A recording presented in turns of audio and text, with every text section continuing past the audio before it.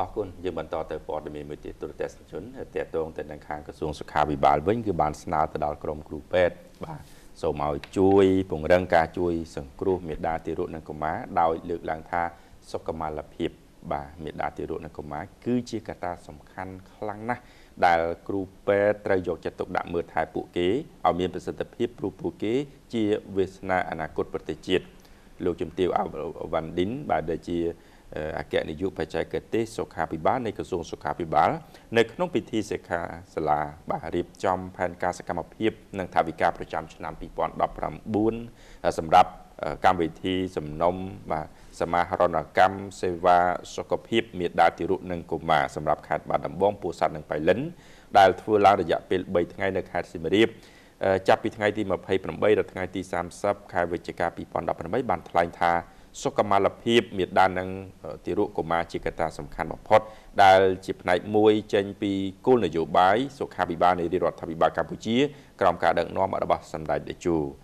ដូច្នេះក្រមគ្រូពេទ្យតម្រូវឲ្យមើលថែពួកគេឲ្យមានប្រសិទ្ធភាពដើម្បីលើកស្ទួយជីវភាពពួកគេស្របពេលដែលថ្នាក់ដឹកនាំ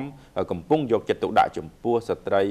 មានផ្ទៃពោះនិងស្ត្រីសម្រាប់កូនលោកជំទាវបន្តថាបច្ចុប្បន្ននេះមានវិជ្ជបណ្ឌិតនៅតាមមូលដ្ឋានជនបទមានតែប្រមាណ10ទៅ20%ប៉ុណ្ណោះដែលក្រៅពីនោះជាគ្រូពេទ្យគិលានុបដ្ឋានគិលានុបដ្ឋាយិកានិងជាពេទ្យឆ្មបមានជាង80%ទៀតដូច្នេះគ្រូពេទ្យត្រូវយកចិត្តទុកដាក់ទៅលើការពិនិត្យនិងព្យាបាលទៅដល់ស្ត្រីនិងកុមារនៅតាមសហគមន៍បើទោះសមត្ថភាពគ្រូពេទ្យនោះនៅមានកម្រិតយ៉ាងណាក៏ដោយលោកជំទាវបន្ថែមទៀតថាកុមារកើតមកដោយខ្វះកាយសម្បទារឹងមាំខ្វះអាហារូបត្ថម្ភនិងសុខភាពមិនល្អធ្វើឲ្យប៉ះពាល់ទៅដល់ការចូលរួមចំណែកការអភិវឌ្ឍកសាងប្រទេសជាតិនាពេលអនាគតពីព្រោះបើសិនជាកុមារកើតមកមិនមានសុខភាពល្អចាដល់ពេលគាត់ធំទៅវាคล้ายទៅជាពលរដ្ឋមួយដែលខ្វះនៅកាយសម្បទាដែលខ្វះនៅបញ្ញាដែលខ្វះនៅអ្វីៗផ្សេងទៀតដើម្បីចូលរួមចំណែកក្នុងការកសាងប្រទេសជាតិរបស់យើងចាហើយកុំភ្លេចខ្ញុំលើកដណ្ដើមមិនថាយើងធ្វើអ្វីក៏ដោយក៏យើងត្រូវការមនុស្សជាអ្នកធ្វើ